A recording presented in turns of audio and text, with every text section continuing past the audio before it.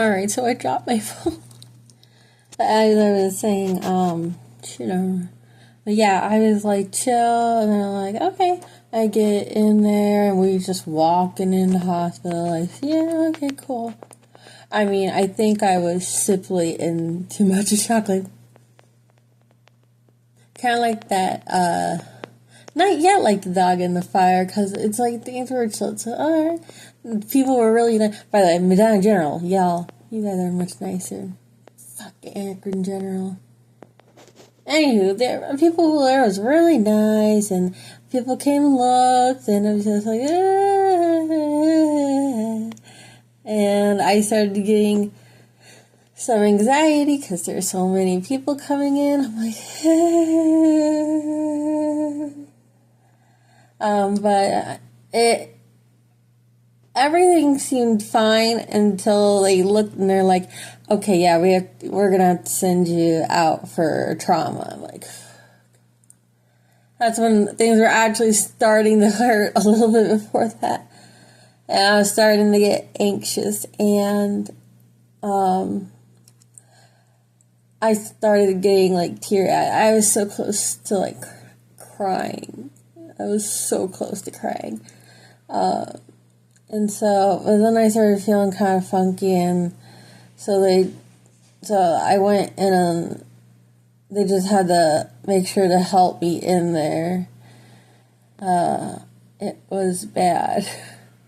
Because the next time someone looked at it, I could feel it coming out. It was not good. It was not good at all. Oh, God. Ugh.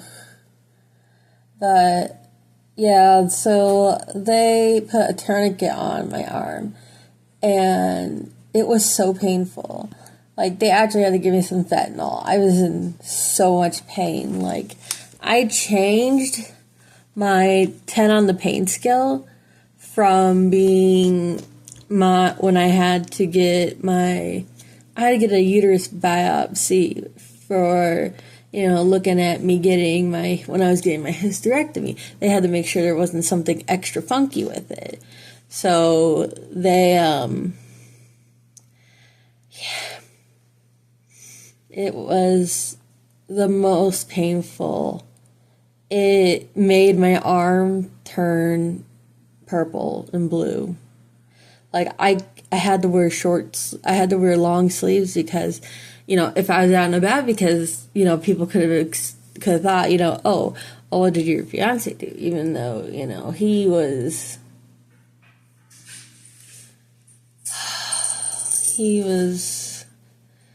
like, he left work early.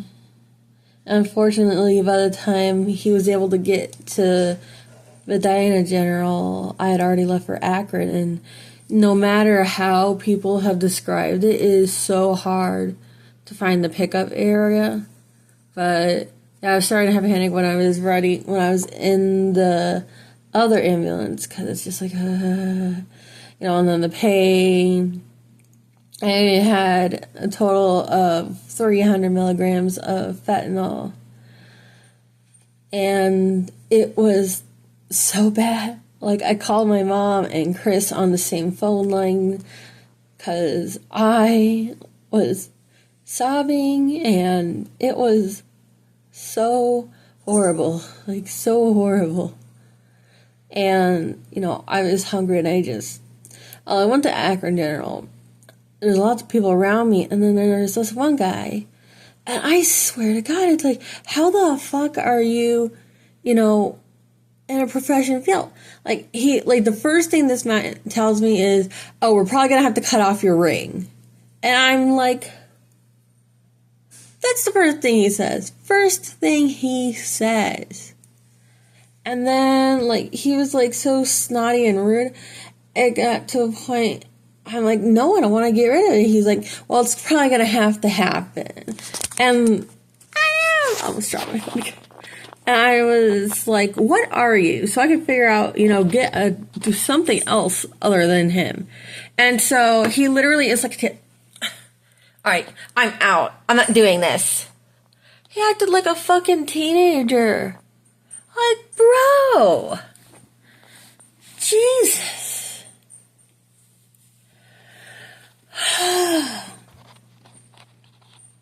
Nobody else was really useful either. No, I mean, most people sucked.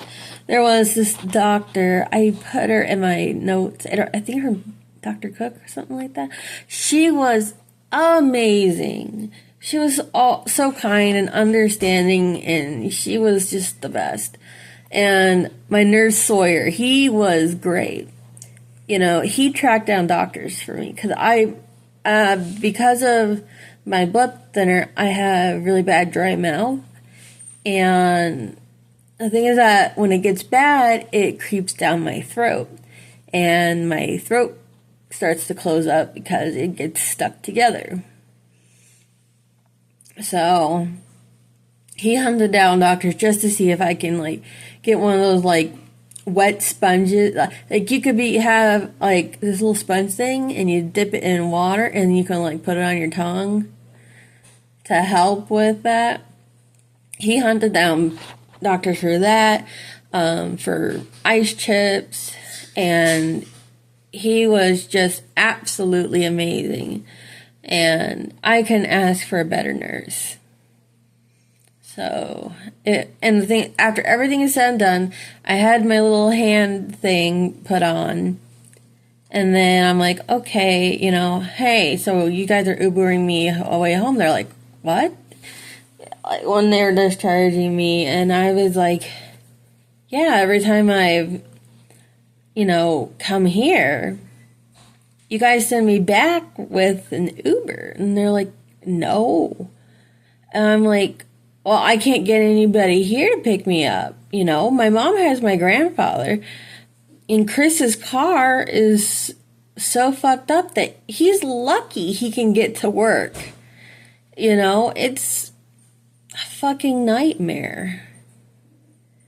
So I'm like, okay. She's like, well, let me see. We have a program to help people get a taxi. But to my knowledge, you live too far away. And I'm like, can you at least ask? Because I don't want to spend another night in the hospital just because, like, to get a ride home. So she does. And she's like, okay, we do, but it ended at 7. I'm so pissed. So Chris has to order me an Uber, and I felt embarrassed and just, because it's like, you know, I shouldn't, you know, a hospital, like, if you're I'm not going back to Akron General. Like, I don't care. I could be dying, and I'd be like, all right, nope. Take my IVs out, be like, I know how to do this. And then just yeet myself out. My mom said it's easier for her to get to main campus, which, yeah, Cleveland Clinic main campus, that's pretty far out, but it's like, you know, so, but she's not intimidated by it, and obviously Medina General can handle with that stuff, so it's like, and I feel bad because it costed money. And I know it's like something that we couldn't like just not do. So it was frustrating. And I would say anybody who comes to Northeast Ohio, avoid Akron General like your life depends on it. You're better off at main campus or Medina General. And I'll say this much, Brunswick, you can just feel it and see it in them. They're like silently judging you. I remember they were like that when I had what ended up being my gallbladder removed.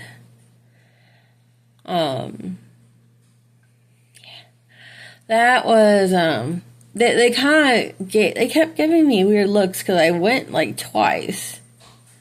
And then I went there because that's another story for another day. But yeah, it's But now I am almost completely healed. I had the kind of sutures that I think they're soluble. I don't remember no. But they dissolve over time. And oh yeah, Brunswick, they also fucked me over. Like, apparently not even 2 hours before I was supposed to have the person cut off my band thing. They're like, oh yeah, well, it turns out somebody booked you incorrectly, so the next closest time is Halloween. I'm like, I can't just not work for a total of, like, I wouldn't be having a paycheck the next payday. I would literally have a $0 check. You know, I can't afford that. I'm sobbing and I'm trying to just get my shit together. And, you know, obviously I'm pissed off so I'm like, I'm like, do you think your ER would do this? They're like, I don't know. And I'm like, okay, so I bail. I drive over to Medina General, and I'm like, I just need somebody to take this thing off.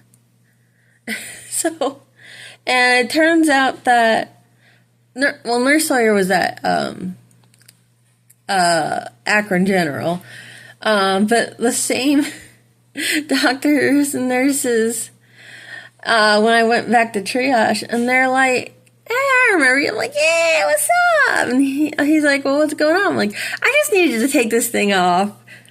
I'm like, okay, because, I mean, obviously, it was like, there's no need for me to actually be checked up on formally. It's just like, just take this thing off. And they did.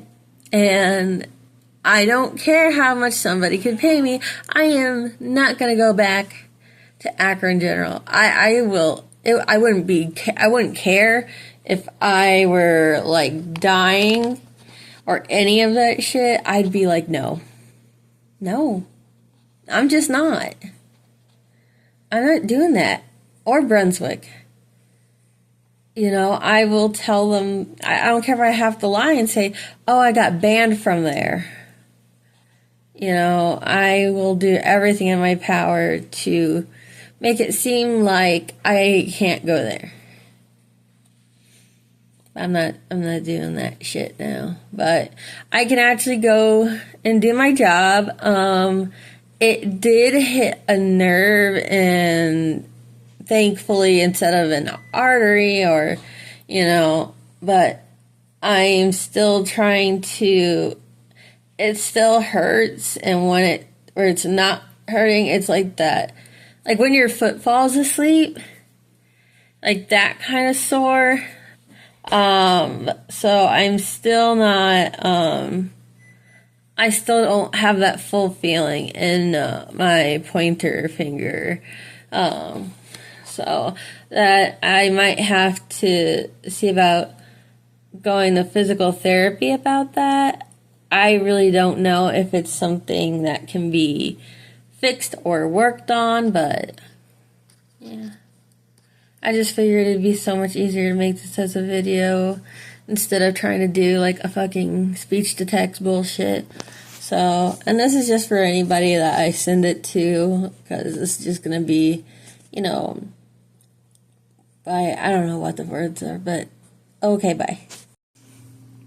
Alright, hi. So, I know I've talked to a couple of my friends about this, and I figure that it's a lot easier to just make a video. So, not just this past Monday, but when I went before that, I'd actually been working, I've been, like, I think I must have been grabbing for a spatula on, like, my little drying rack for myself, and it turned out there was a knife. Now, I've always known, because I've been in the culinary field, and I have worked in nursing, and I'm on blood thinners, like, you know, don't try to catch the knife. I didn't try to catch the knife. It just cut me when the rack fell down. So, I mean, it's pretty much all the way healed up, though. So I called 911, and I was I was calmer because I always knew, I'm like, the day is gonna come. I have to be ready for when, the day that I accidentally get cut or something, and I need to call 911. So, I was like, they knocked on the door. I'm like, hi, I lock my door and grab my backpack that has all my shit, like all my medical shit and everything. And I'm just like, hi, and they're like, can we look at it? I'm like, you gotta look at it. No, I usually watch when people do this stuff. I usually am so fascinated. That was one of the first times I've actually felt horrified about this kind of thing. So, they're like, okay, well, all right, well, let's get into the ambulance. I'm like, okay. I get into the ambulance. They got, like, me, like,